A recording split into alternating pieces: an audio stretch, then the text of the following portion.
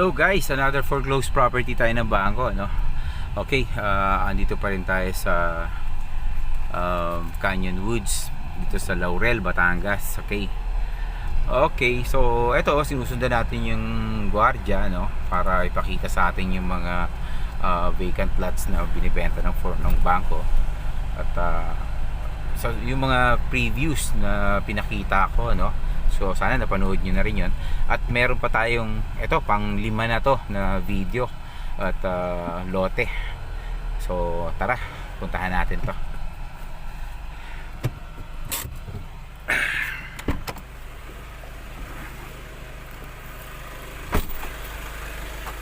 Okay guys, ito. Ilang square meters?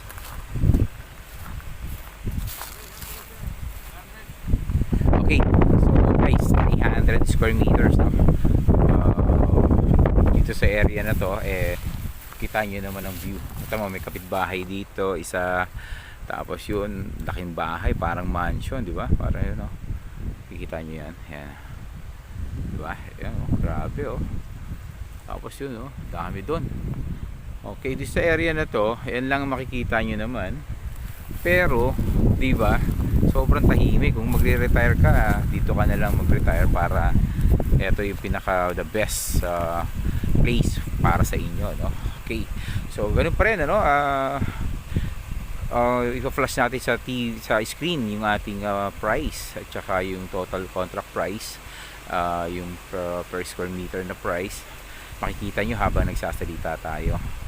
Kasi hindi tayo ready sa yung ating price, medyo kinukuha pa natin yan sa tamang tao sa bangko, no, para hindi tayo nagkakamali, hindi tayo ng price dito sa ating channel.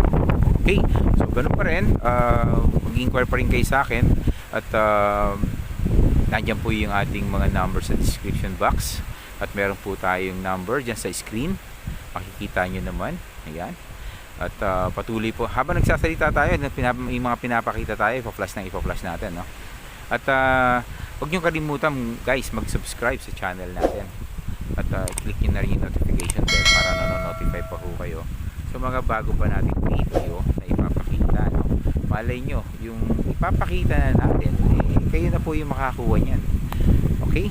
So papakita muna natin to. Ayan. Ito po kasi yun, di ba? Yan po siya, oh.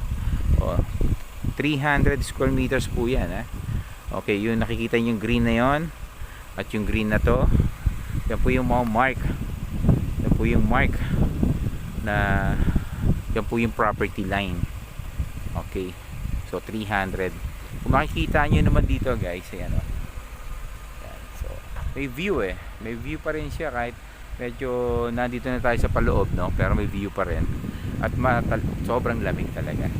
Okay. So sana naibigan nyo po itong pinakita ko at magkita-kita pa tayo at inquire po kayo sa amin. Marami pong salamat sa inyong mga oras. Bye bye.